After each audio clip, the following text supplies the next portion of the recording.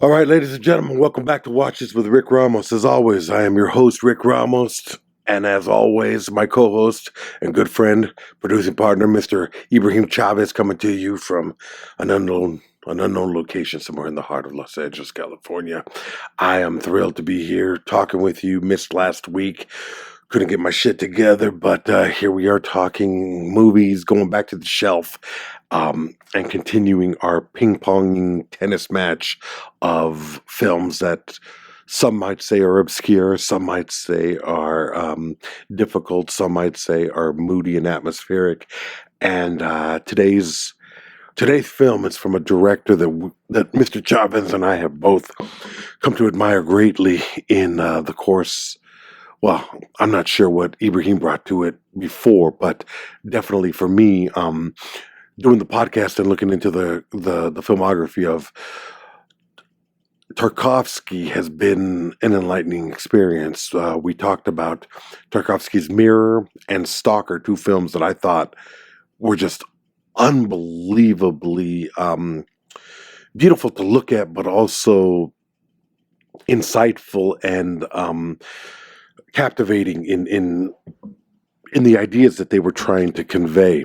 So here we have his 1972 science fiction masterpiece. A lot of people call it Solaris, which some people have described as an answer to Stanley Kubrick's late 60s 2001 A Space Odyssey. So we're going to get into that. We're going to get into the meaning of the film, its lasting impressions, and I'm excited because it's a difficult film, and it's a film that I made time. I watched the film and I couldn't get into it. I couldn't sell myself out to it. I couldn't grab a hold of what it was that people love so much about this film. And it's very difficult for me on that aspect because so many directors have commented on this film. They've talked about the power of the film. Kurosawa loved the film.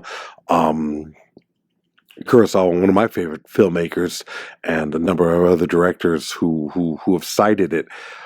I'm kind of interested in. I'm very much interested in hearing what you have to say about it, because this is one of those times where I felt myself wanting to like a film more than I actually ultimately ended up liking it. So, what did you take from it? What were your feelings?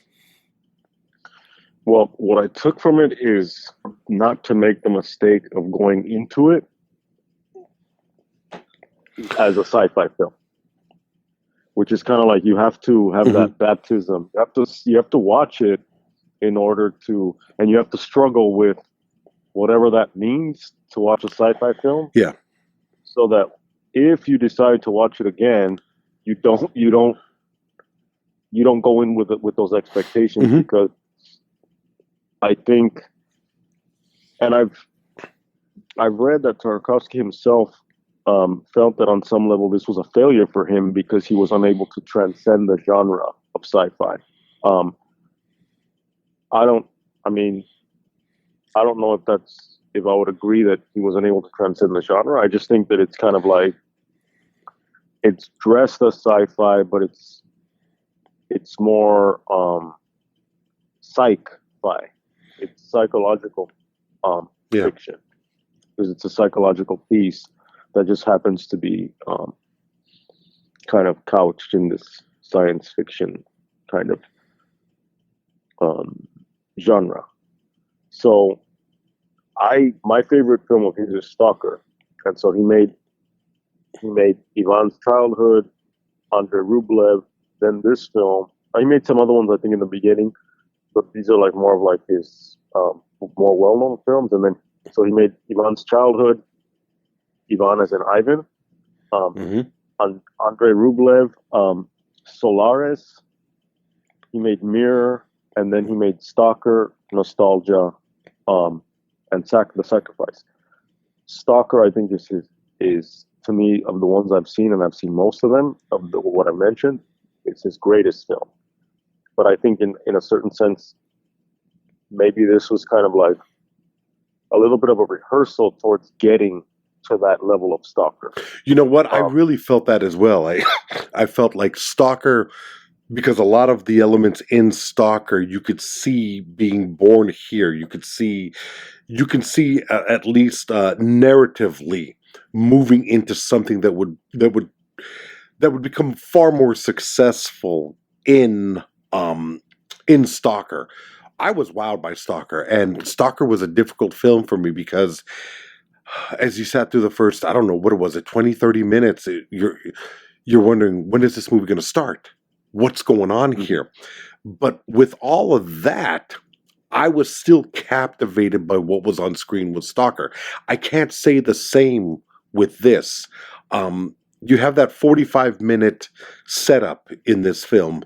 Is it about 45 minutes, 50 minutes? It's just under an hour where they're on Earth and they're discussing the problems that are happening with the planet Solaris and the people that are supposed to be manning the space station there. And it's very vague. It's very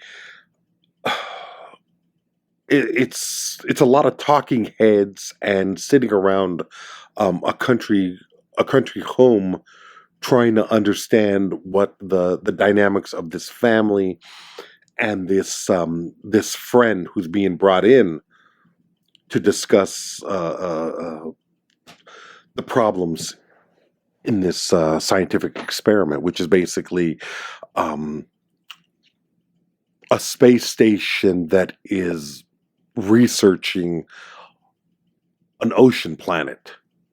Is that would you say that's what it is? Yeah.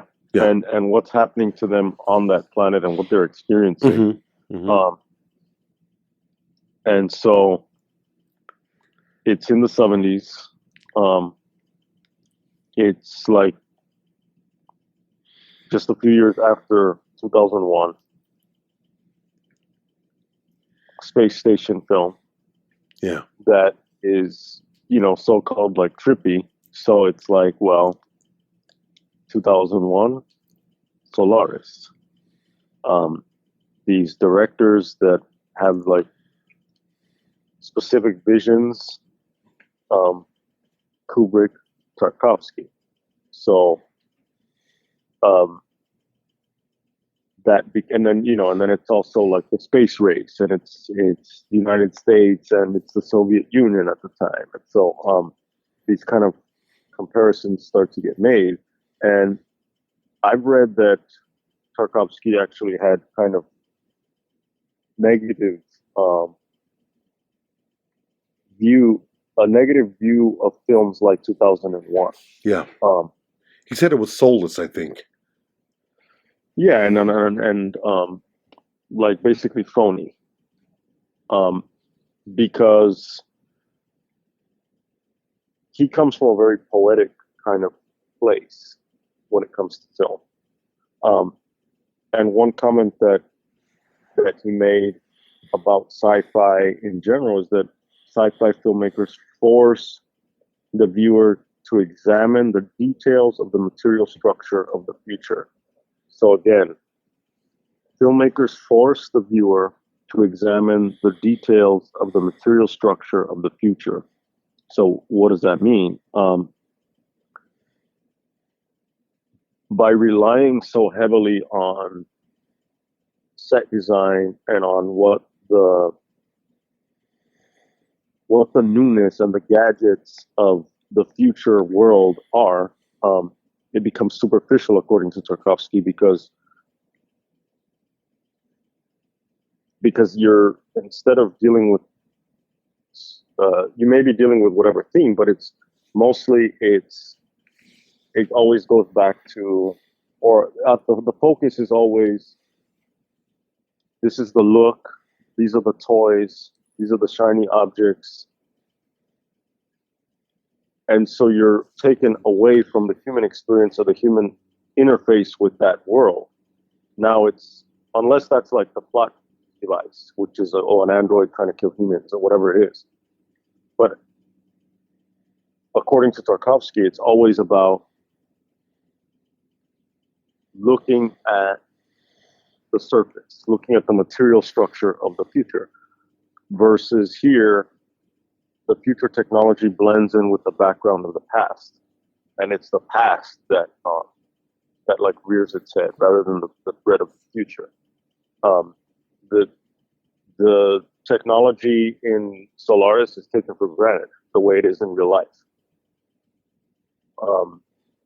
In that sense, I guess what he's getting at is that in sci-fi films, a lot of times it's gimmicky because it's kind of like we're never looking at sci-fi through the eyes of the person in that world who would take it for granted. We're always looking at it from our perspective, which is, oh my God, how fucking cool. Look how cool the fucking space station is. Look how crazy. Look at how fucking, wow, this is how blah, blah, blah.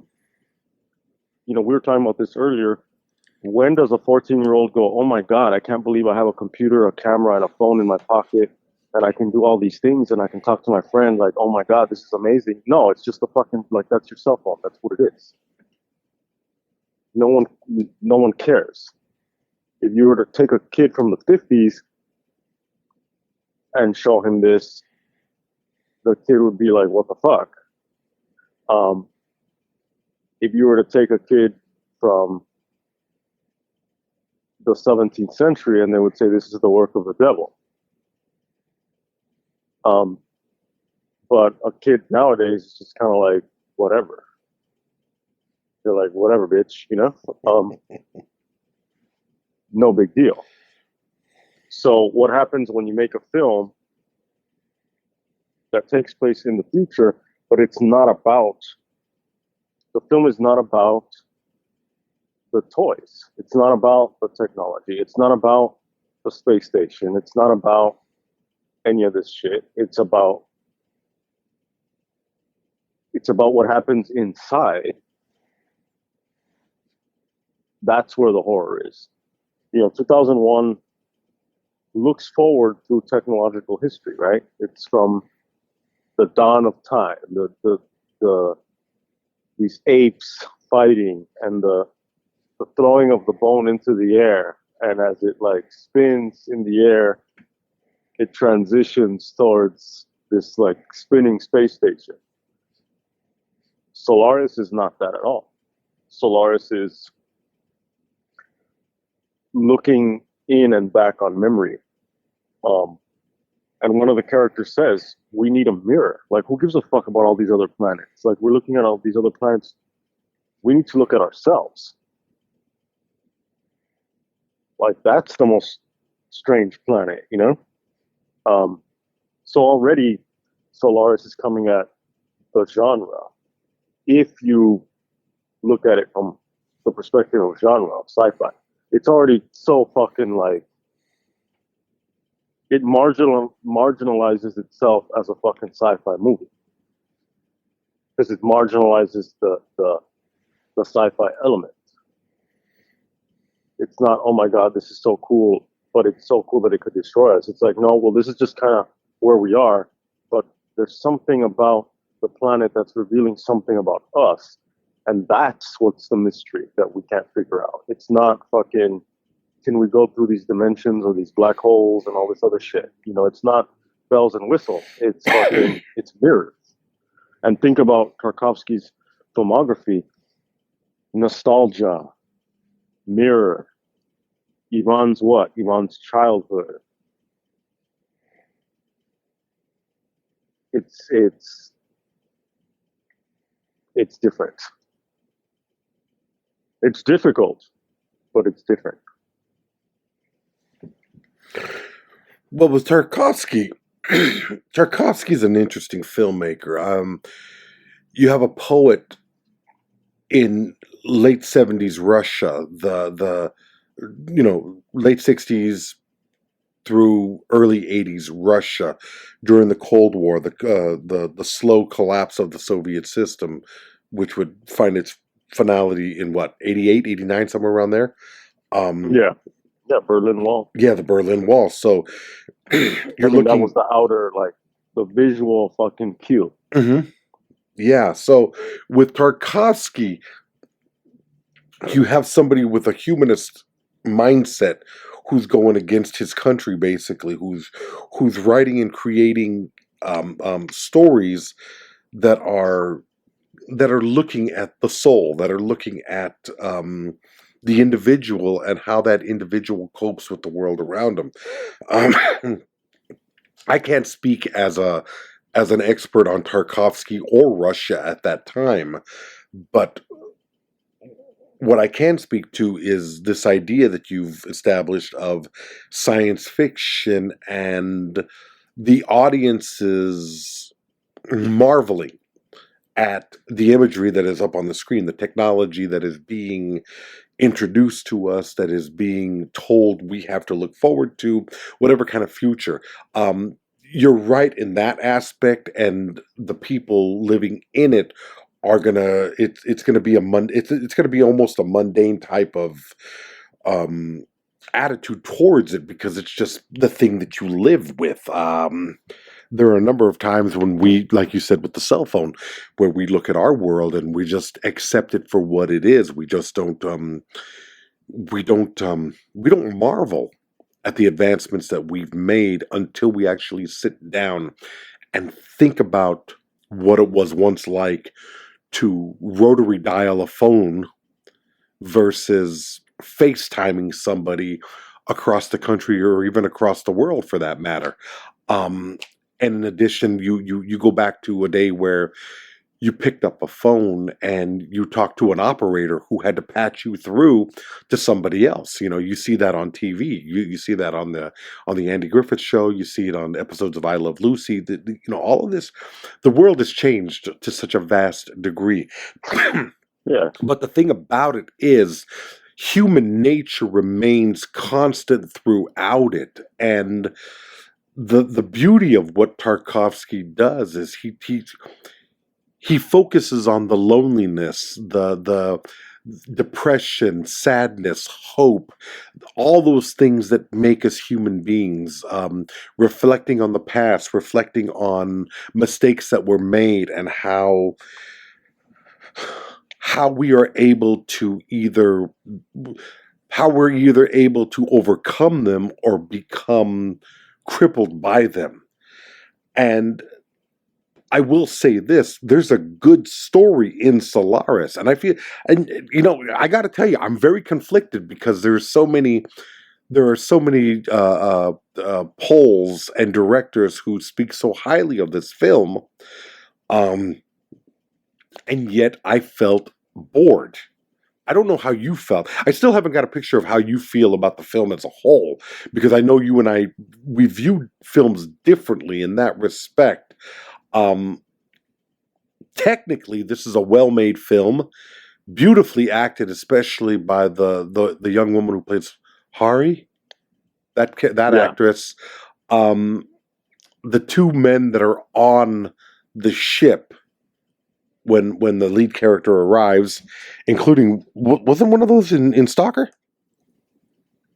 And he's also in Mirror. Yeah, Okay, I think his name is Anatoly Solonitsyn, I think he's saying. Okay, so there's all of that, which I found fascinating, and there were things in this that I that I thought really spoke to the nature of I like the idea of a planet that can dig into someone's memory and create, whether the intention is to help and to enlighten, or to torture and destroy. I never got a true feeling of what the planet's purpose was, except it was what it did. So maybe this is a matter of not understanding the movie. I think I have as good an understanding as is probable for this film, but I can't help but believe that maybe I'm missing something. Something's just not registering. So what is your attitude about the film? Yeah, your vibe. What do you walk away feeling about this movie? Okay, let me take it a step back. Let's go to Stalker. And if anyone is going to get into Tarkovsky and you're not into him already,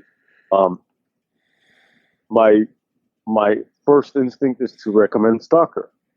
But I also think that Stalker is his best film, which is difficult in a watching order, because now everything, which is the problem that I'm finding. I'm sorry for interrupting, but the problem that I find is I've seen two brilliant films that he's made, Stalker and Mirror, both of which I loved, both of which challenged me intellectually, but also captured something in my viewing, not just viewing, but what I see. The images were so incredibly powerful. None of that. I saw none of that in Solaris. I wasn't blown away by the imagery or the story.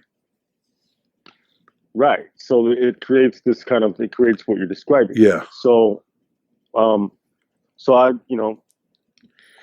leave it to you, however the fuck you guys want to do it. But Stalker is a good one.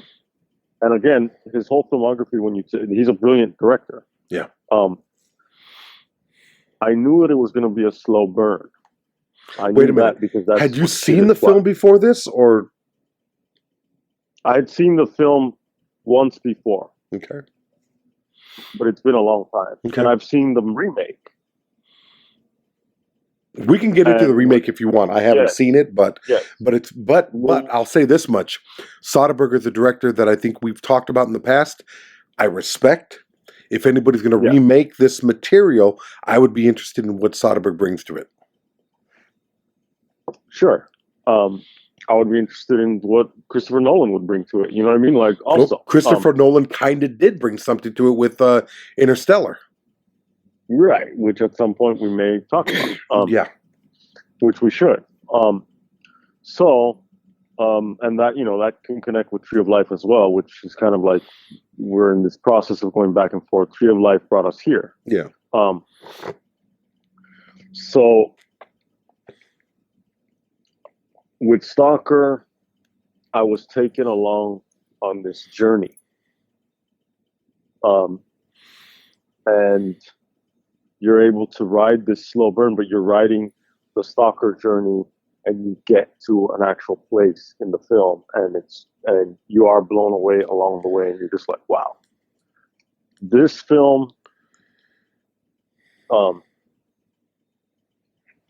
remember first watching it and feeling like a sense of boredom.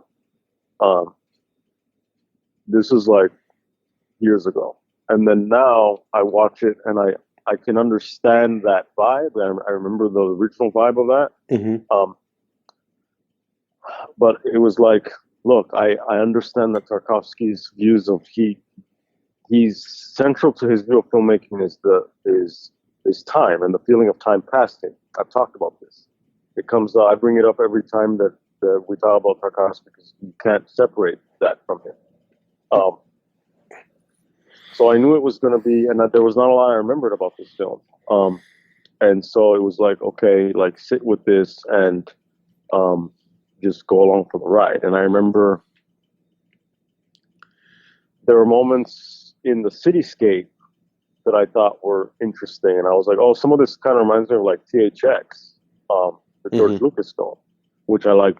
Again, I like the look of, you know what I mean? Like going back to the sci-fi, what it relies on.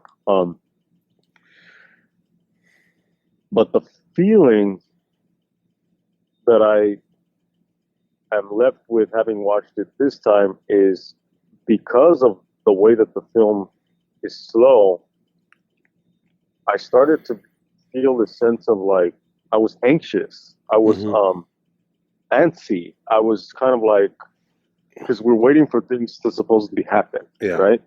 That's what we wait for. And if they don't happen fast enough, it bothers us. But then I started to feel a sense of claustrophobia. I started to feel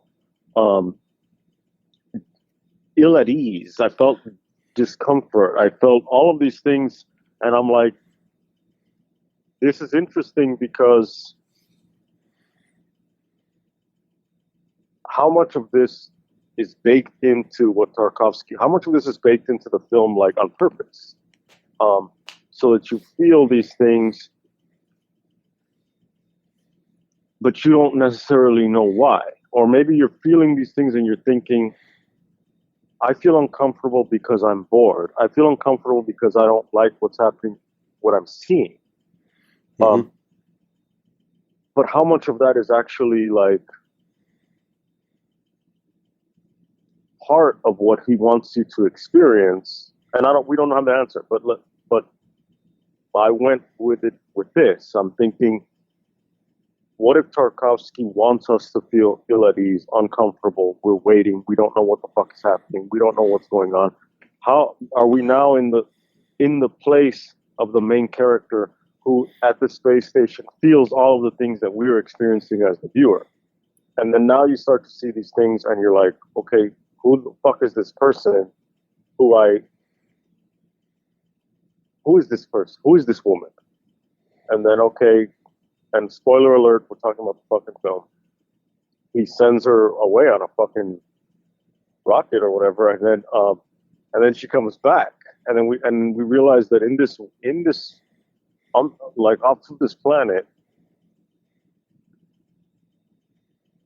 you have mental projections of people that basically interface with reality. So what that is to say that people from our memory or our desires, they come to life. They manifest in the world, in the world of that film. So you could be on that space station, any one of you, any one of us, and it could be your ex-boyfriend who died in a motorcycle accident can appear to you on that space station. Or it could be that fucking, I mean, all the possibilities. Like, this isn't in that film. I mean, in this film, it's his wife who killed herself 10 years before. But for all we know, it could be your fucking favorite uncle. It could be the uncle who you hated for whatever, because he never let you play basketball on Sundays or whatever the fuck. You know what I mean? Like, anything can manifest itself in this reality. And so you're watching this movie. I'm watching this movie, and I'm like, because I don't remember that much about it, because I saw it, but I don't even remember like when I first saw it, if I saw the whole thing. How old were you when you saw it? Do you remember? I mean, it wasn't that long ago. I was in my 30s. Okay. Because seeing this movie as too young, I mean, I can imagine myself. No, I wasn't. Yeah. Well, you know what I mean. Where you go down, you know, you're the cinephile. You're that kid, and you're like, oh, I want to challenge myself. I'm better than everybody. I mean, this is some egotistical shit that everybody goes through almost everybody goes through regarding the interests that they have. That they're somehow on a higher level, and I definitely view my viewing habits as being there. So maybe seeing a movie, and we've talked a little bit about this, seeing a movie too young and not being able to really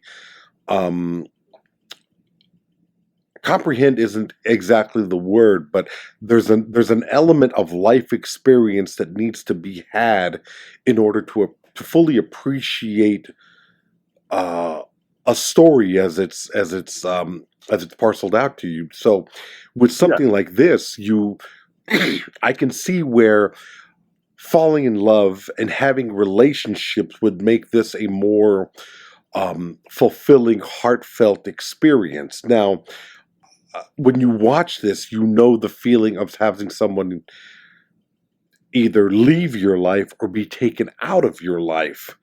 What would it be like to have that idea of them? Not them, but the idea of them brought back to you, and the struggle that a character like Kelvin in this story would experience. So, and that idea of them is also trying to come to terms with who they are in this world, because they're like, that's part of it too. Is that this idea that you have of them is conscious on some level. Yeah. And so it's not just like this like it's not like a hologram that like is like flickering in front of you. What's that? This is a thing that it's not like a hologram that's flickering in front of you. This is a person that now exists that's in a room with you that can make choices about how it wants to fucking like move forward. So this idea that you have can disagree with you. This idea that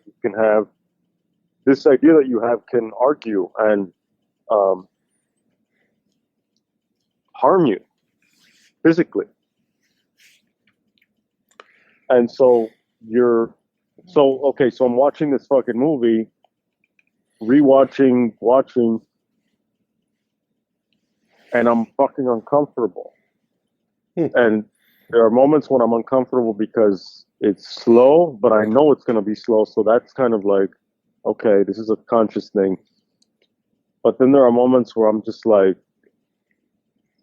I feel a sense of anxiety and I'm not sure why. But then I'm conscious now that maybe it's because Tarkovsky wants me to feel that way. And so now I'm in his hands and I already feel uncomfortable. And so, well, okay, fuck it. And then we get to the end.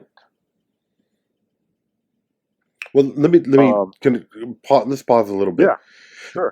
That discomfort, do you look at it as a talent of Tarkovsky's to make you feel that way? Do you think that it adds to the power of the film and the filmmaking that he is able to achieve that sense, that feeling that you're having while watching the movie? Does that make it a better film? Does it make him a better filmmaker? It does? I mean, I don't know if that makes him a better filmmaker because I know that he has the ability to make me look at something that is beautiful because I've seen that. This is not beautiful. Yeah. I've seen, but then if my idea of Tarkovsky were to come to life in front of me right now, would he say like, so fucking what? Any director can make anything look beautiful. And it's not that means nothing. How do you feel? That takes me back to what he's talking about with. Well, it takes me back to what you just asked me. You know, you said, how do you feel about this? And I said, oh, these are my ideas about this movie. And you're like, yeah, but you didn't answer my question. I want to know how you felt. Well, that's how I felt. And then it goes back to Tarkovsky talking about 2001 and saying like, okay, yeah, it looks cool, but it's bullshit because what did you feel? Yeah, it looks cool. Okay, like make a movie that looks good. But if that's the case, then isn't Tarkovsky's reading of Kubrick's film questionable? Because maybe he's not taking out of it he's definitely not taking out of Kubrick's film what I'm taking out of Kubrick's film, because I recognize his view of the soullessness of it, of the mechanical, which is something that Kubrick has been accused of numerous times by numerous critics, including by myself. But it still is a great film in respects of what it accomplishes as a story and the effect that it has on the viewer. Now, with Tarkovsky and Solaris, you can cite the tension that he creates. You can cite the discomfort that you have watching it as intentional by Tarkovsky. Maybe it isn't. Maybe it is. No. But let's just say it is. Let's just say that. Yeah. Maybe it is. Maybe it isn't. There's no telling that we're reading it correctly. We're just, but we are reading. We are reading. This is the reading that we're coming away with. Yeah. Does it serve the story that Tarkovsky is telling. So, Yeah. which in fact means, is Tarkovsky telling this story well? And my argument is no, because there's, if we look back to the Tree of Life that we talked about in our last episode, Yeah. that is a meandering, slow burn of a film. Meandering can mean, That's beautiful. it can mean, meandering can be negative, but Sure. that's what you put on it. Meandering just means wandering aimlessly through a story. And that is definitely what Malick is doing in that film. What is incredible about that film is every moment of that film, you're captivated by the images that he's capturing on film, and you're overwhelmed by the beauty of the human element in it. Yes. So it's a story that has no real function other than to take you back nostalgically to a time. Solaris is doing something different. There is a story here, but it's meandering, I think, in a negative manner. Now, you know me, I love a long film. I have no problem with a 4.5 hour long film. I could sit here, if I had nothing else to do and I could clear out my day, I would have no problem putting on The Wild Bunch, The Good, the Bad, and the Ugly, Once Upon a Time in the West, Once Upon a Time in America, The Irishman, Scorsese's new film that's clocking in at 3 hours, 3 hours plus. None of that Right. shit means anything. None of that time means shit to me if what you were creating on that screen hooks into me on an artistic and a humanistic level. If I understand humanity a little bit better from watching it, and if I'm overwhelmed by the story that's being told, whether it's this all over the fucking place memory of Jewish gangsters in New York, or T.H. Lawrence rallying the troops and getting across Aqaba and then disintegrating under my own sense of greatness. Regardless, if the story or the imagery, or the story and the imagery combined are taking me to that better place, I'm on board. I gave Solaris 2 views because I respect Tarkovsky enough to say maybe I missed something. And I can honestly say to you, with the respect that I have for you and this podcast, that I don't feel like I missed anything. I feel like this is just something that didn't work for me. I'm not dismissive I of agree it. with, Yeah. I see where you're coming from. I don't have anything like, I'm not going to say, you're so-called, you're wrong, any of that. Like, I get it. I just think that from my perspective, if we go back to the idea of Tarkovsky intentionally creating this to I think we go back to the idea of like, okay, you want to make something fucking like entertaining because it's beautiful, and it makes you, it's able to carry you through the whole viewing of it while you're engaged in it the whole time. It's like, well, you can have beautiful cinematography and let's pretend we have a great plot, and then you have fucking pornographic scenes that make sense in the film, but they're explicitly pornographic, graphic, X-rated scenes. Then someone could argue and say, well, this is a beautiful film. It engages you. It has, you're engaged on all levels, including the most pornographic level of fantasy, blah, blah, blah.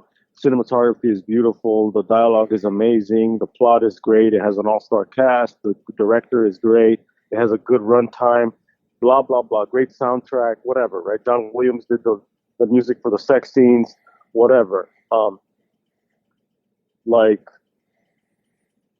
at that point, if my idea, Tarkovsky standing here in front of me now telling me what to tell you, is saying, well, yeah, but that's entertainment. Like I don't make fucking entertainment. I make shit that's gonna make you ask questions and make you feel shit. And if all you want to do is be entertained, like knock yourself out. You have tons of other directors to do that. My shit is different.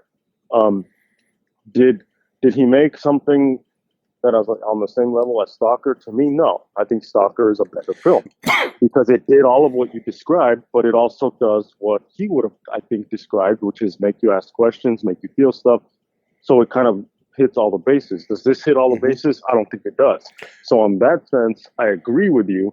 I just think that it's kind of like you walk into a cathedral, a Gothic cathedral, and you feel fucking small. Yeah.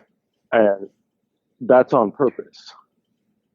And you marvel at the way it looks, but you also feel when we walk into, our world is a world that's designed. People design the world, the things that we use, the things that we read and we see, the spaces that we live in are designed. How conscious the design is, it depends on the level of luxury. It depends on whatever. Where stuff is on the shelf is all by design.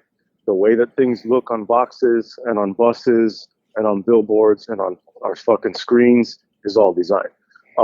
So the thing is, like, I think it goes back to that, is like sometimes we don't like the design. Mm-hmm. Sometimes it's a matter of, it's just taste. Sometimes it's kind of like, let's go back to look at the elements of like these so-called great sci-fi movies. What do they rely on? Heavy visual effects and editing, heavy sound design. Usually have some kind of urgent plot objective, like stop the asteroid from fucking destroying the Earth or something like that. And then some kind of love story. You mentioned that earlier. He doesn't really engage in, or it'll be minimal when, for example, visual effects. 2001, Blade Runner, Terminator 2, Gravity. Films that are award-winning, that are like cited as having great effects. Tarkovsky. Films that wow you, yes. Yeah. He has none of that. And so that's a choice. The sound design, I mean, the ending is haunting in terms of the what you're looking at and what you're like realizing that's happening, plus which we'll talk about, but it's also the sound itself. But think of the Strauss pieces in 2001, the way he uses them, also Sprache, Thustra, how loud a lot of, like, you go to a theater and you watch fucking a Christopher Nolan film, and it's fucking loud. Yeah. Like you feel the space and you feel what's happening because it's loud as fuck. Tarkovsky has a lot of quiet. His film is dynamic in that there are louder moments and there are really quiet moments. Urgent plot objectives, kill this, capture this, study that, go there, save the Earth, do this, do that. Alien, asteroid, whatever. This is more kind of like, okay, what's happening? He doesn't really have that. Love story, how many characters go and like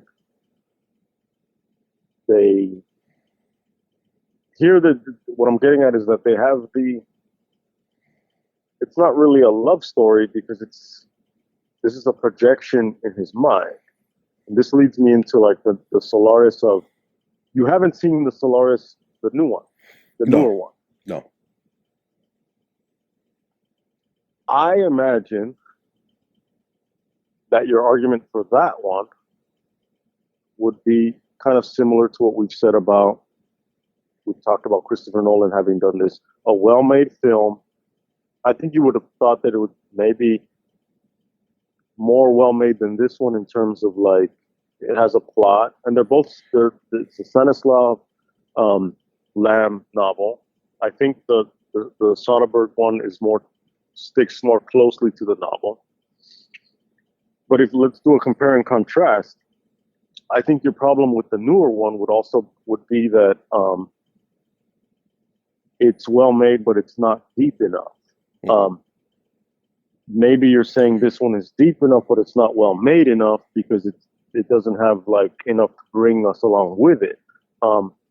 This one is philosophical and psychological. Soderbergh's is entertaining, and it has moments where you could say, "Oh wow, that's trippy," you know? Yeah. The Soderbergh one is more accessible because, and it's let's just say what it is. It's more American. It's more Hollywood. Yeah. It's more Hollywood. Mm-hmm. It's George Clooney. It's polished. It's made in the Hollywood system. Yeah. Versus fucking Soviet Russia. Yeah. You can't ignore that. It's polished. And instead of it's right. clean. It's yeah. But the Soviet, having made Stalker in the Soviet system, you're just like, what the fuck? And then people argue that perhaps some of those sets, those toxic sets and shooting in them is what ultimately led to Tarkovsky getting cancer. Tarkovsky Solaris it's an inward examination. It's memory. It's the human condition. With Soderbergh, Solaris becomes this fucking Hollywood redemption story, which I'll take Tarkovsky's version. You know, Tarkovsky asks questions. He's emphasizing consciousness. I think Soderbergh's he gives us a sense of like, well, ultimately we can make choices. We're in charge of our destiny, kind of like this American can-do Hollywood fucking answer. So I think either way, I think you would have problems with either one. Yeah. This one being good ideas, but not enough to bring, like I said, bring us along with it to carry us through it. Soderbergh, good ideas, well made, but just kind of everything that Tarkovsky says that sci-fi is superficial. Well, you said something earlier, and it's stayed through this discussion, the entertaining aspect, and this is an argument that you and I have had since Bellatar. Yeah, like the idea of Real Cinema will bring that out. Yeah. Mm-hmm. After I've sat with it for as long as and shit, that was 3 years ago. No, I think it was probably more. More. Wow. Okay. Turin Horse. I was in LA, so that's like 4 years ago, probably. Yeah. The idea that I don't believe that a film has to be entertaining. A film. 2020. You're right. Yeah, an entertaining film is an entertaining film goes to the original ideas of cinema. However, if it's not going to be entertaining, if it's not going to entertain me, which this film does not, right, I have to walk away with a certain sense of enlightenment. And the films that we've talked to in this little course that you and I have found ourselves in, The Tree of Life, EO, Al-Hassad Balthazar, I haven't enjoyed these films on an entertaining level. I have walked away from them with a better understanding of the species. And that's you know, this is where we start getting the stars, and the podcast has become rather pretentious. You know, but There are movies like that where I Right. walk away because, like, Yeah. Stalker and Mirror are not entertaining films. I would never invite a group of people, not even people that watch movies like this, would I bring them over and say, let's pop some corn, let's get a couple of 2 liters, and let's watch some Tarkovsky. That shit ain't gonna happen. It's not gonna happen. I might have people come over and we can laugh at Goodfellas, we can watch the Blues Brothers, but Tarkovsky is a director that I want to watch by myself. By I yourself. want to be in this room in the dark with the phone off, and I want to just be pulled into this story. At no point during Stalker or Mirror did I ever feel like I cared about what the fuck was going on outside of the room that I was watching the movie. With Solaris, I found myself constantly distracted. And that's a bad sign. So the director, the studio head, I think that told, I don't know what director he told, but he's like, if I got to get up to piss, this is not a good movie. I think whatever Warner Brothers studio head told Arthur Penn during Bonnie and Clyde, he said, if I have to get up and piss during the movie, it's not a good movie. And he got up to piss about 3 times during the movie. So the point is, the point is that guy wouldn't have thought this was a good movie. That guy would have hated this fucking movie. If he hated Bonnie and Clyde, he would have seriously hated Tarkovsky. I can't sit here and say that this is a bad movie because it's a well-made movie. The ideas are there; they're interesting ideas. I just feel that Tarkovsky is a little bit too consumed with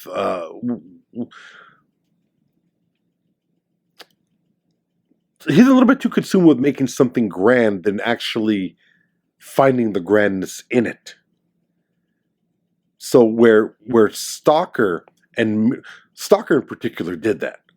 Stalker was just lay it out, see what happens. This is incredible. And I think, remember when we talked about it, I remember telling you how frustrating the first 20 or 30 minutes of it was. And yet, even through the frustration of waiting for a movie to begin, I couldn't take my eyes off the screen. That didn't happen here. I had a hard time with this film. I like the ideas that it's presenting. And here's something else that you brought up your favorite movie, Blade Runner, and it's slowly inching its way up to a higher position in my especially this past week. Last week I watched the 3-hour documentary included on the Blu-ray of the making of Blade Runner. Okay. Fascinating. Really fascinating stuff. I guess I wanted to see a little bit more Douglas Trumbull from his work in The Tree of Life, back to that film, and I went down a rabbit hole. And so the thing about, you talk about the technology and the image that you see on the screen wowing an audience, and how that element, you didn't say it, but I'm taking another couple of steps forward. That's not in Solaris. You're not wowed by the science fiction technology of it, and that could be in part because of the limitations, budgetary, and what was available in Soviet filmmaking.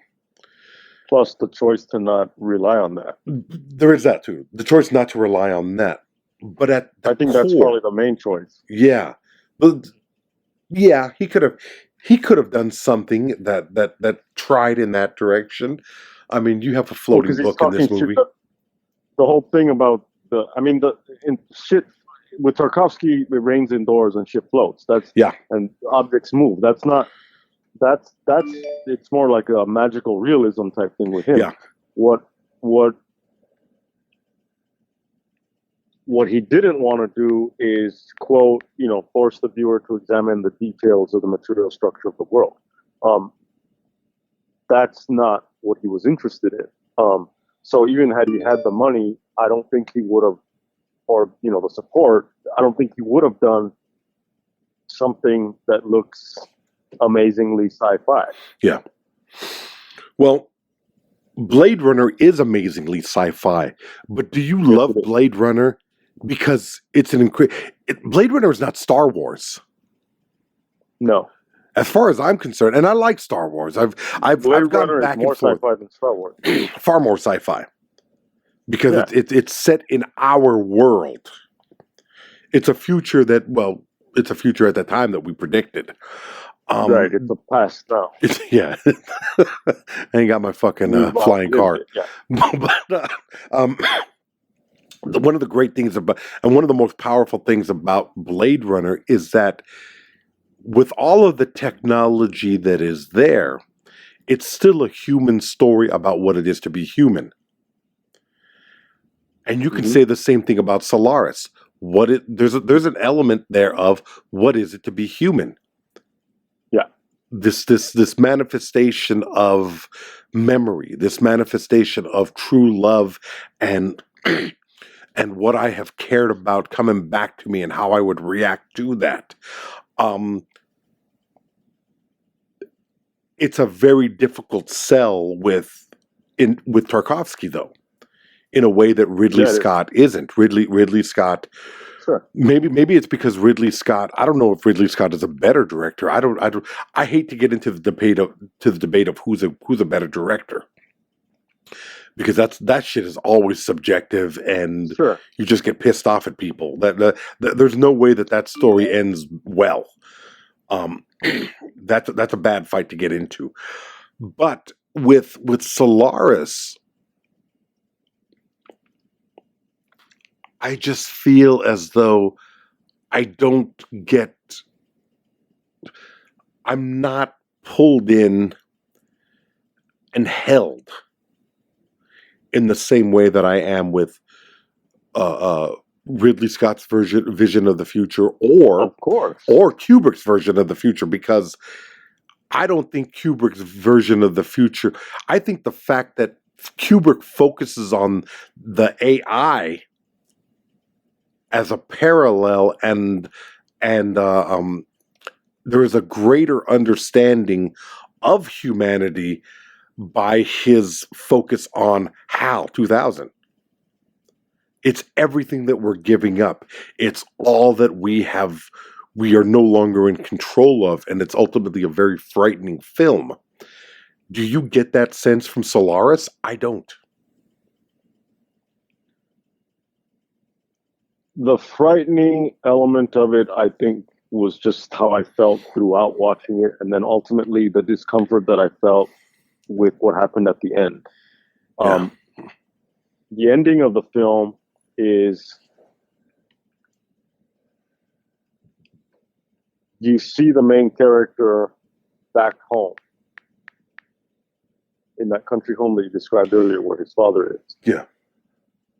And he's looking inside, and then the father comes out to the door, and he's on the step, and the main character embraces him, but he goes like to his knees like a child and embraces him like around his legs. And then slowly this eerie music is playing, and it pulls out. The camera pulls out, and you get this aerial view of the farmhouse or whatever and the country, and then now you start to see this mist, these clouds, and then eventually it pulls out to the point where what you see is an island. That house is on an island, and the island is on the waters of the planet Solaris. And I was just like, ugh, like, but it wasn't, it's hard to explain how I felt, because it was just kind of like, what the fuck is that, and what does that mean? What did he experience, and what does any of this shit mean? And I'm just like, this is to me a fuck you to sci-fi. I think Tarkovsky just did a big fuck you to sci-fi, but I don't think it was a prank. I don't think he was trolling sci-fi. I just think he was critiquing it. Now, if you put Blade Runner on, but okay, let's imagine Blade Runner, imagine 2001. Take away all of the fucking thrills. Would it be as good a film? Blade Runner? Yeah. Take away all of the fucking visual effects. All of that shit. Okay, if you take away all of the visual effects, if you take away so are you saying just take away those elements or reset the film as the noir that it is? Because then it becomes Hammett. It becomes Chandler. It becomes it becomes to have or have no. No. You know what I mean? I'm not saying yeah, I know what you mean. I'm not as a neo-noir, I'm not saying change that stuff. I'm just saying No. That's not what I'm saying. Change that stuff. I'm saying reduce it to that. Which is to say, take away the flying cars, take away the But let's do it more like that film that with the watermelon. What's that film that we watched 3 years ago or whatever? That it's this cult film, and it features a watermelon, and it's fucking. You know what I'm talking about? I'm trying to remember. It's Bonsai. What's his name? Oh, Buckaroo Banzai. The Adventures of Buckaroo Banzai Across the Eighth Dimension. Yeah, that's it. Yeah. Reduce it to something along those lines of budget. Super low budget. Okay. Is it as great a film? If any of these sci-fi films, fucking Interstellar, whatever, and all of fucking Christopher Nolan's films, if they were made for TV, would they be as great as we consider them? No. Well, you have a perfect example of that. You have Michael Mann doing LA Takedown and 10 years later doing Heat. The budget factors into it. Sure. You know what I mean? Well, obviously the budget factors into it, but what I'm saying is that you could still have a made for fucking TV and you could still have the cast of Heat and it would still be a certain thing. 12 Angry Men is still 12 Angry Men with a cast and it's in a fucking room. Yeah. Like you can still have a great fucking stage play and it doesn't obviously have like this crazy budget that one of these films is going to have. Sure. Even if it's, off Broadway, right? What I'm saying is that for sci-fi, and this is obvious, the sci-fi films that we consider the greatest sci-fi films have the luxury of the greatest visual effects. Yeah. And I mean that's great because they are great films and the visual effects obviously do enhance the film. That's part of the game. That's part of what it is. It's like, well, how interesting is a basketball game with no ball?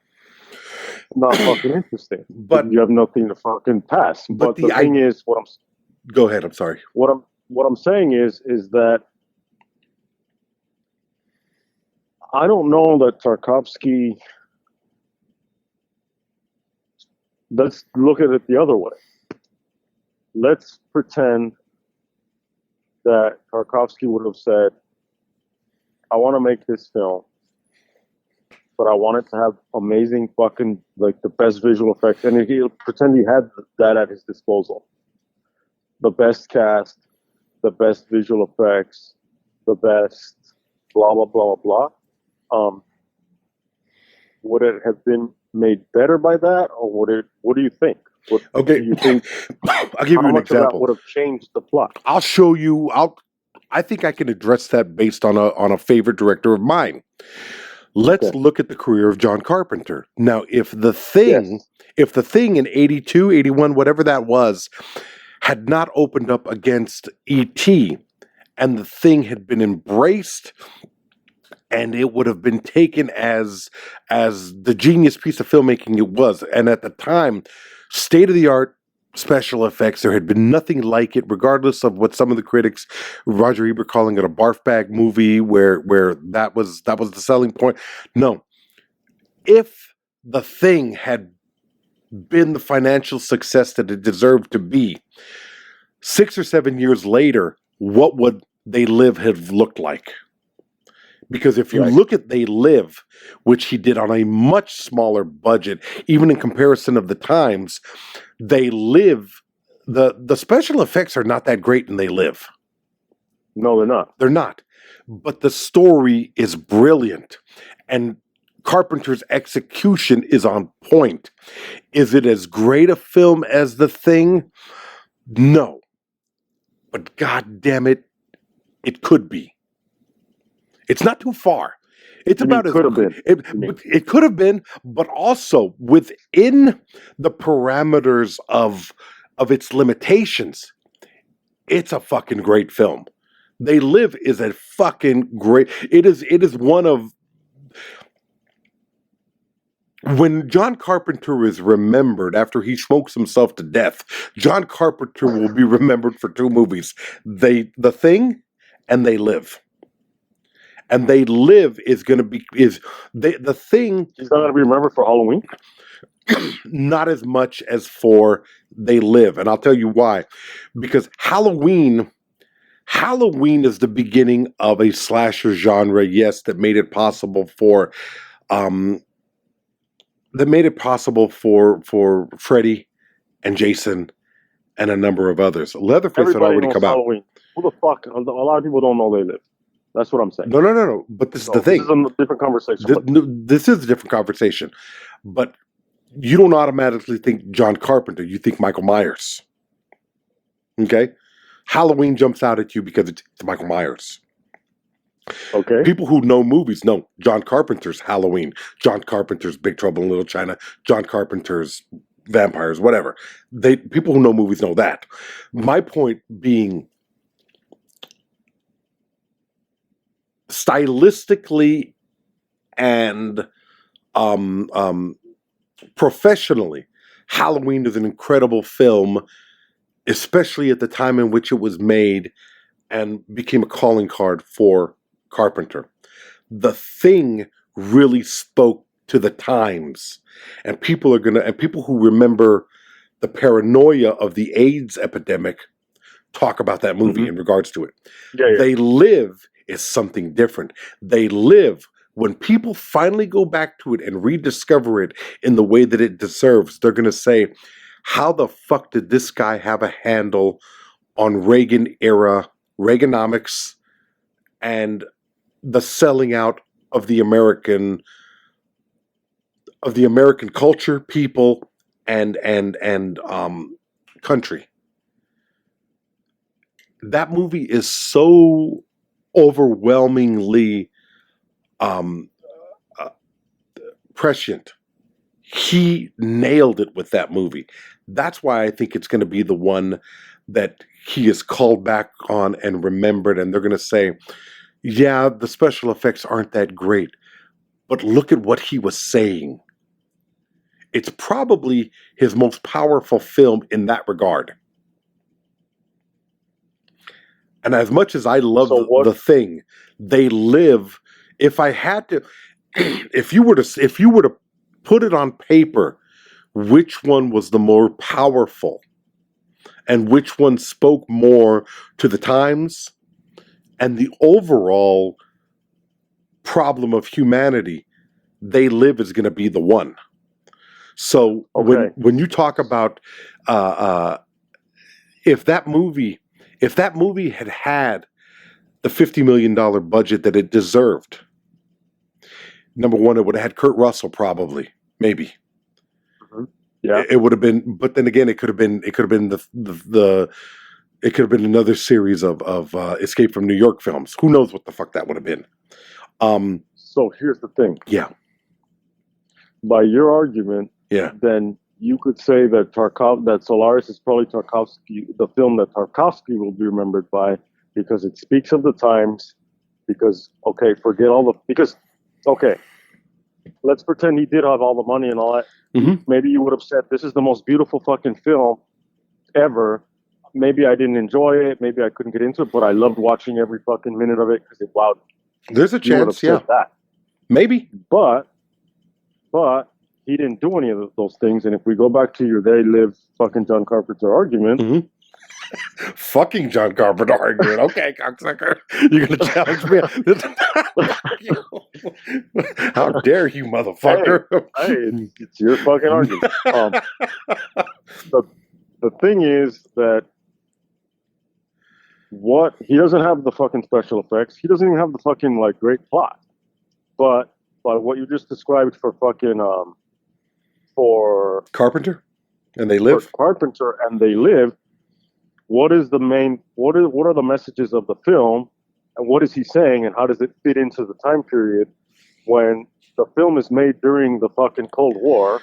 The film is made during the fucking space race. The film is said to be at least a response to fucking an American filmmaker doing space. Mm-hmm.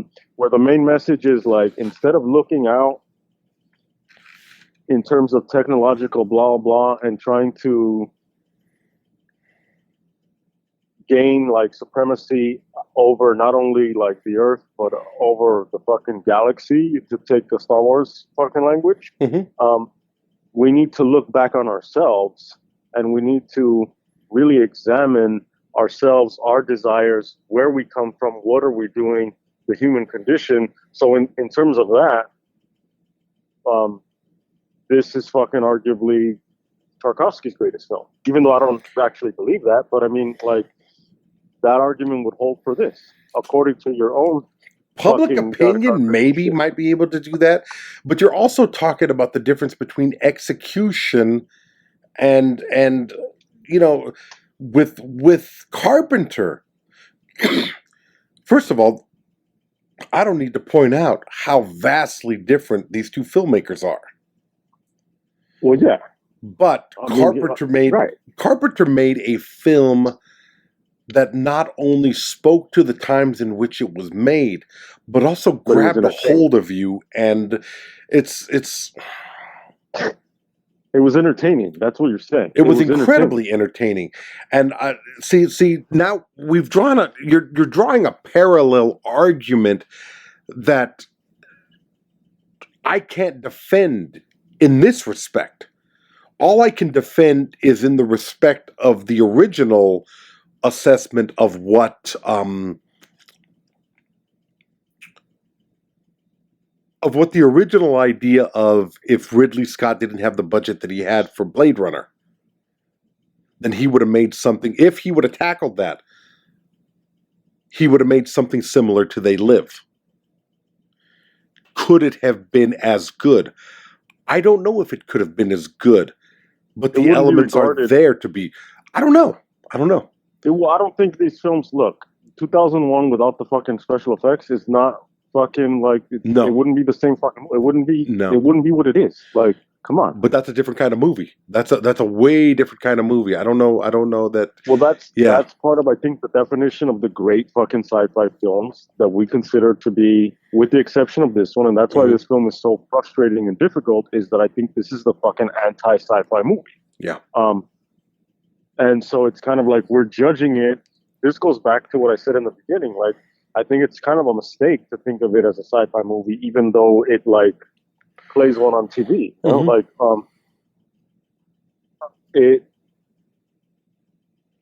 it's as soon as you say, well, it's sci-fi, and as soon as you compare it to 2001, which is already too fucking late because that's what happened, because it came after it.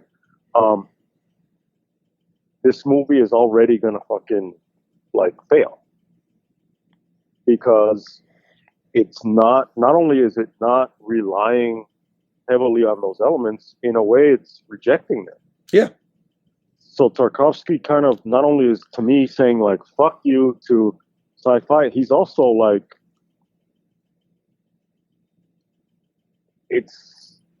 he's kind of like putting himself in a situation where it's maybe, I mean, there's got to be an element of snobbery in it too, where he's just like, if you don't fucking like get this movie or like this movie, that means you're fucking shallow.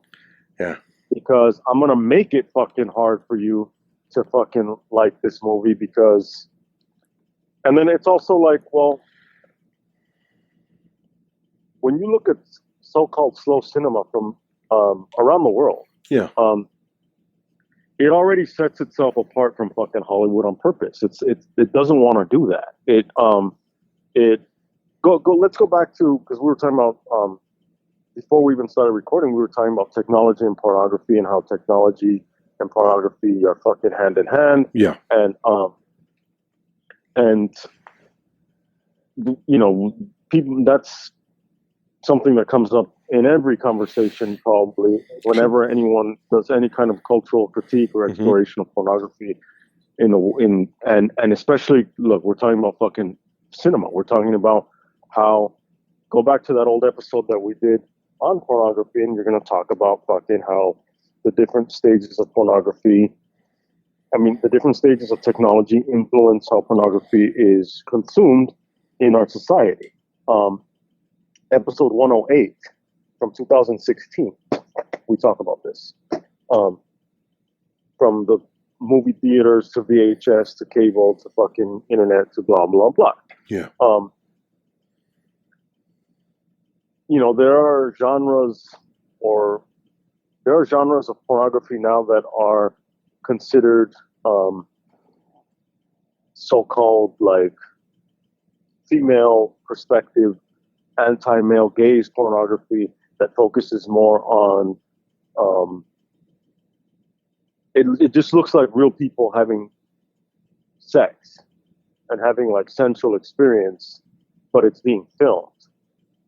Maybe the focus is going to be softer sometimes. The point is that it's not made to be consumed by male viewers from their perspective, so they can put themselves in the position of the man in the scene. Yeah. So that I've read it described as how did they describe it? They described women or just in general people regardless of gender in this kind of alternative porn as sexual subjects instead of sexual objects. So what am I getting at? It's like already that it sets itself apart. It's already building itself into something else. This is what,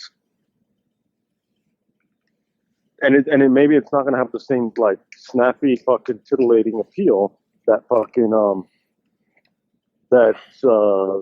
your typical pornography is going to have, because it's just not. It's also more slow. It's like, in terms of slow cinema, same thing. It's setting itself apart from the so-called Hollywood aspect, whether it's pornography or actual Hollywood films. Tarkovsky is doing that. So there is a form of an elitism there. There is a form of like, kind of like, hey, watch it if you fucking can. Also, what are the ways in which other people in these other cultures are, how do they view cinema instead of the way that we view cinema? Like there's more of a distinction between certain kind of like mass cultural, mass popular TV shows or movies, and then there's also the same thing here. The elitist, like, oh, that's a fucking movie. This is cinema. So all this stuff is already baked in. Tarkovsky is walling himself off in a way from fucking the average person, whatever that means, who would watch a movie. So is he shooting himself in the foot? Is he fucking doing it on purpose?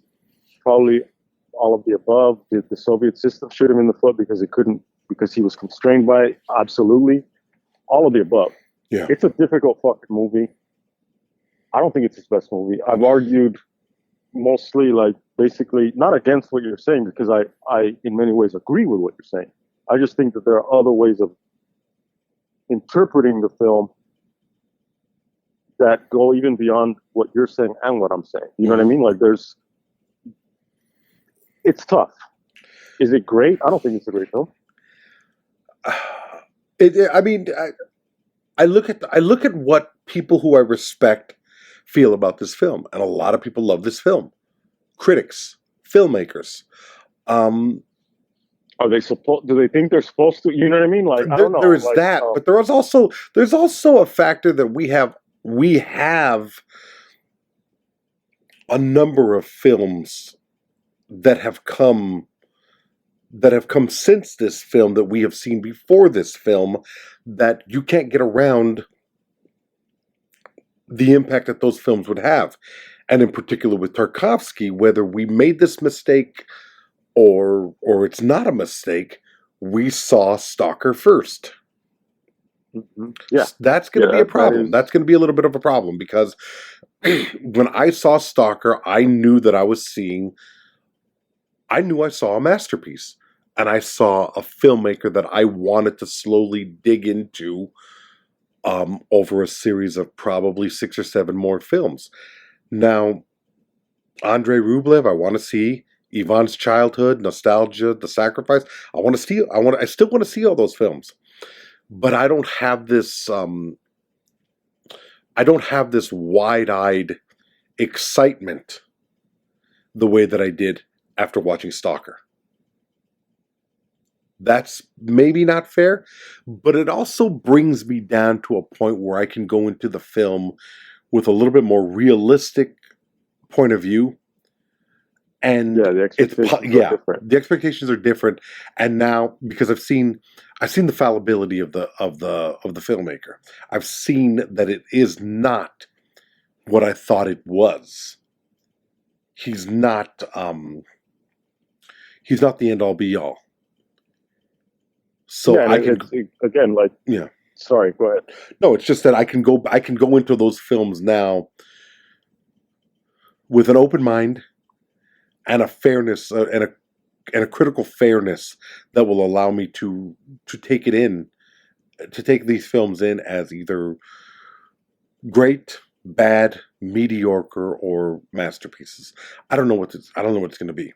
All I know is that I have 2 films before Solaris, and I have at least 2 films after Solaris to watch. That'll be an interesting kind of lens through which to look at it, is like before Solaris, after Solaris. Yeah. Because, definitely, because it's like, I don't know shit about basketball, but I mentioned basketball earlier, but it's like, if you watch a clip of whoever the fuck it is, and you're like, you want to see slam dunk pics, and it's like, or slam dunk clips, videos, but let's say the person is, you're seeing, in any given process of beginning of, you get the ball to the point that you dunk the ball, right? Yeah. If we're going to just accept that process, it's like saying, well, watching this is like, he hasn't even begun the process of like moving to dunk the ball yet, but you're like, well, I already saw a slam dunk. Why is he not dunking? Why is he not dunking? He's just holding the ball. Especially, let's pretend we're watching a still image. It's like, well, he's not doing anything. Sure. It's like you said earlier, we watch a movie, but we're waiting for the movie to begin, and it's kind of like the movie already fucking started. Yeah. We talk about, if you've auditioned actors, it's kind of like a job. I mean, it's a job interview. The audition starts when you get out of the car. You're already being like judged. You're already being like, how are you going to fit into this ensemble? How are you, etc. So it's kind of like, as soon as you sit down to watch the film, I get what you're saying. Like, when is the precipitating event happen in the plot? But then again, it's like, all fucking stories are in medias res. Everything is fucking like, all stories start in the middle. This is where we arrive at that story.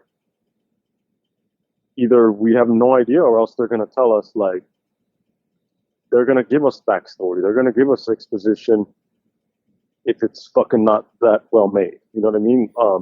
Sure. If they're going to be like, well, why do you think I fucking hate Johnny?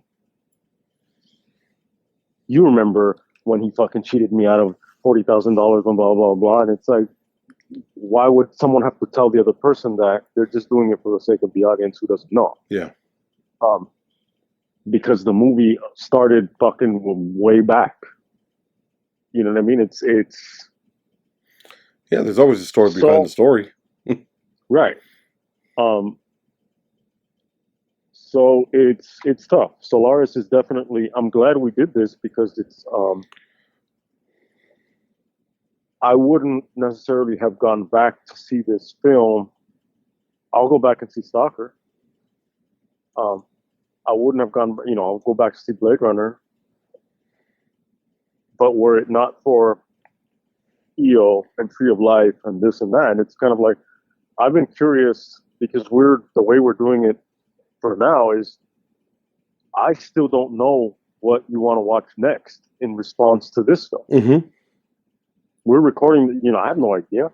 And so between today and next weekend, based on fucking what you tell me, I have to fucking carve out that time. And it's an utter mystery to me what you want to watch. Obviously I know you. I can try to anticipate, but I'm not going to anticipate. I don't know. And when we stop recording, you're going to tell me, and then it's going to be like, oh, yeah. And we'll go, and who knows what the fuck that, and the thing too is that like, it could be a film that I know very well, but I'm going to now watch it from the context of this is a response that you got from fucking Solaris. So it already comes with that backstory. Yeah. So the viewings are different, and this film is difficult. This film it isn't entertaining. It has moments. There are clips that are the most. There's a moment where I'm fucking spoiling. In one of her fucking iterations, she comes back. That would be, that's a highlight of the film. The ending is a highlight of the film. The film doesn't look amazing, not made to look amazing. It's a mix of old and new, kind of the way that we incorporate technology into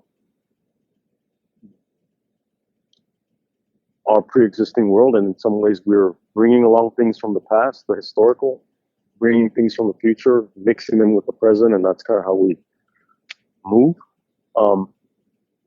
But it does ask questions, and it does it raises questions about the human condition, but it also raises questions about what is science fiction. It raises questions about how should we move into a film in general. How should we watch films? Especially those of us who are used to Hollywood films, and we have this attention span issue, and we're now, it's TikTok and it's the reels on Instagram, and I'm not saying that's a bad thing. I'm just saying that's where we're at. So how do you sit and watch a fucking 3-hour film where nothing seems to happen? It's a difficult experience for a lot of people. Yeah, it's a hard one. Yeah, and if you have, this guy would be like the equivalent of like in terms of looks, of like a Paul Sorvino in a fucking sci-fi film, like as the lead, and you're like, what the fuck is happening? I'm bored, or I'm uncomfortable. I feel ill at ease. I don't know why. Do you sit through that? And then having sat through it, is there enough of a payoff at the end where you're like, oh yeah, my objective was to get a payoff at the end, and I didn't get that, so fuck this movie. I'm not saying you felt that, but I'm saying like it's one of the many probabilities of the film. So, and at the same time, I'm not fucking gonna sit here and say, well, if I want to present myself as this certain kind of person, then that means that I have to defend Tarkovsky's every film, and he's amazing. If you don't like it, that means you don't understand. You're a moron. Get some culture, asshole, and fucking come see me later. Like, go through your Kurosawa phase, go through your fucking Godard phase, then we can talk about cinema. Like, I'm not doing that either. It's gonna be what it is. You know what I mean? Like, yeah. So watch it at your own fucking risk. But I would still rather watch this than the newer one, because this is more challenging. The only reason I would want to watch the newer one is because I respect Soderbergh as a filmmaker. That's it. For sure. That's the only reason. I mean, based on, I mean, there's a lot of interest. There's an interesting idea here, and I still admire Tarkovsky greatly. But I'm so glad that I didn't start with Solaris. Yeah, because then you would have possibly cut yourself off from. Yeah, that's the fear. Because you would have been like, nah, not worth it. Yeah, that's a dangerous place to find yourself in if you love movies. You can't dismiss. Yeah, Tarkovsky's an island. He's an island on Solaris, you know? We're living there. What are you gonna do? That's the episode, folks. Thanks for listening. Thanks for playing along with us. Thanks for continuing to love and support. Mr. Chavez, is there anything that you want to tell these people? Anything new? Anything that you've been working on? I anticipated that there is, but I will tell you this. Because I still want to iron out a few things with my good friend. Stay tuned. Stay tuned. Always the perfectionist, please, Mr. Chavez. Thank you very much. We'll have new news next week. Google says done is better than perfect, but we'll get it done. We're going to give you an opportunity to, if you want to support us, we're gonna provide that opportunity, and we appreciate that. Yes, we do. Thanks for listening. We'll be back next week. Bye-bye now.